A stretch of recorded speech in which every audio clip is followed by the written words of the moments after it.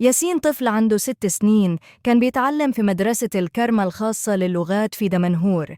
في يوم موظف كبير في السن اسمه صبري كامل جاب الله، عمره حوالي 80 سنة، أخذ ياسين بعيد عن عيون الناس. أخذ الطفل جوا عربية قديمة مهجورة موجودة في فناء المدرسة.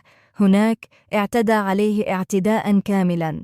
الموضوع ما وقفش هنا، كان في ست شغالة في المدرسة اسمها دايمانا، كانت بتساعد المتهم، كانت بتراقب الأطفال وتختار اللي واضح عليهم الخوف والسكوت، ولما تلاقي طفل مناسب كانت تسهل للمتهم إنه يستدرجه بعيد عن أي حد يشوفهم.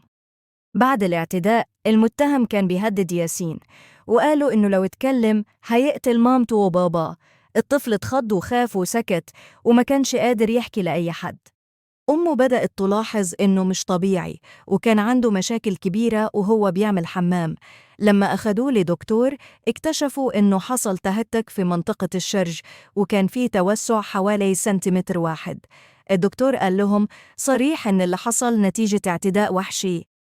لما بدأوا يسألوا ياسين بهدوء حكى اللي حصل، وقال إن الراجل الكبير أخده جوه العربية، وإنه كان بيقوله لو اتكلم هيموت أهله. لما الأهل واجهوا المدرسة لقوا المديرة وفاء إدوارد عارفة بكل حاجة. المديرة بدل ما تحمي الطفل أو تبلغ الشرطة قالت للولد إنه يضرب الراجل بالعصاية وخلاص، وكأن ده حل. مش بس كده، ده طلع إن في أطفال تانيين ممكن يكونوا تعرضوا لنفس المصيبة. المتهم كان بيختار الأطفال اللي باين عليهم الخوف، وكان بيكرر نفس الجريمة معاهم.